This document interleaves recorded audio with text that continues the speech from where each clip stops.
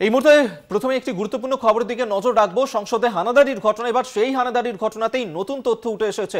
সংসদে এই হানাদারির ঘটনাতে ধৃতদের মোবাইল ফোন উদ্ধার করা হয়েছে, যে ফোনগুলি ললিত ঝা নিজের কাছে রেখেছিল, এবং এই ললিত ঝা যে সংসদে হানাদারির কাণ্ডে মূল যে অভিযুক্ত এবং সেই ধৃতদের কাছ থেকে ফোন নিজের কাছে রেখেছিল, সেই ফোন পোড়ানোর চেষ্টা করেছিল ললিত ঝা। রাজস্থানে সেই ফোনগুলিকে উদ্ধার করা হয়েছে।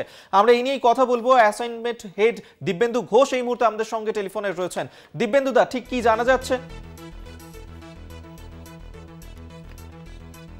ললিত ঝা এই চারজন, অর্থাৎ যে ধৃত চারজন সংসদের ভেতর থেকে এবং বিদ্যুৎকে বাইরে থেকে যেভাবে উদ্ধার করা হয়েছিল, অর্থাৎ সাগর শর্মা, মনোরঞ্জন দি, নীলম দেবী এবং অমল সিংকে, এদের ফোন নিয়ে ললিত ঝা পালিয়ে যায় এবং সোজা চলে যায় রাজস্থানে। এবং দিল্লি পুলিশ যখন ললিত ঝায়ের খোঁজ চালাচ্ছিল, তখন কিন্তু তার যে টাওয়ার লোকেশন সেটা রাজস্থানে পাওয়া গিয়েছিল, নাগাউর বলে যে জায়গা। এবং এই নাগাউরে এই মহেশ কুমাবত, যাকে গতকাল দিল্লি পুলিশ গ্রেপ্তার করেছে, এই মহেশ কুমাবতের বাড়িতেই কিন্তু ললিত ঝা যায় এবং সেখানেই কিন্তু সেই রাস্তা সে আশ্রয় নেয়। অর্থাৎ বুধবারের যে ঘটনা, সেই ঘটনার পরে সমস্ত অভিযুক্তের ফোন নিয়ে ললিত ঝা পালিয়ে যায়।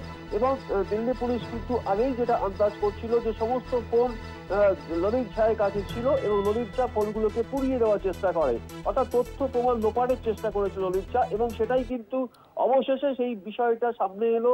এবং রাজস্থানের এই নাগাউর থেকে, যেখানে মহেশ কুমাবতের বাড়ি, যে মহেশ কুমাবতের বাড়িতে বুধবার রাতে এই ললিত ঝা ছিল এবং বৃহস্পতিবার দুপুরের দিকে মহেশ কুমাবতকে সঙ্গে দিয়ে ললিত ঝা দিল্লিতে আসে এবং তারপরে তাকে গ্রেপ্তার করে দিল্লি পুলিশ।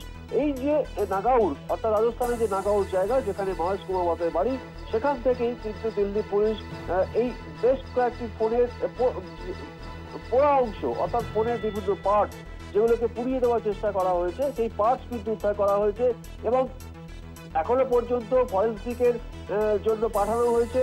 এবং দিল্লি পুলিশ সূত্রে যেটা খবর, যে এই যে পোড়া ফোন, অর্থাৎ যে ফোনের পার্টস গুলো উদ্ধার হয়েছে রাজস্থানের নাগাউর থেকে, যেখানে মহেশ কুমাবতের বাড়ি, যেখানে ললিত ঝা বুধবার রাতে ছিল, সেই জায়গাতে এই ফোনের পার্টস গুলো কিন্তু সেই ফোন, অর্থাৎ এই নীলম দেবী, এই অমল সিংকে, সাগর শর্মা এবং মনোরঞ্জন দি, এদের ফোনের পার্টস, যেটা দিল্লি পুলিশের দাবি। এবং সেই পার্টসগুলো উদ্ধার করা হয়েছে। এবং ললিত ঝাকে গ্রেপ্তার করার পরেই দিল্লি পুলিশ এটা দাবি করেছিল যে ললিত ঝাকে জেরা করে যে তথ্য সামনে এসেছে, ললিত ঝা কিন্তু স্বীকার করেছিল যে দুটি ফোন তার কাছে ছিল, অর্থাৎ মনোরঞ্জন দি এবং সাগর শর্মা, যাদের সংসদের ভেতর থেকে গ্রেপ্তার করা হয়, এই দুজনের ফোন দিয়ে কিন্তু সে চলে গিয়েছিল এবং ফোনটাকে সে ট্যাম্পার করার চেষ্টা করেছিল, অর্থাৎ নষ্ট করে দেওয়ার চেষ্টা করেছিল। এবং সেই তথ্যটাই কিন্তু সামনে এলো। সেই ফোনের পার্ট, পোড়া ফোনের পার্ট, যেগুলোকে ললিত ঝা পুড়িয়ে দিয়েছিল তথ্য লোপাটের জন্য, সেগুলো কিন্তু দিল্লি পুলিশের হাতে এসেছে।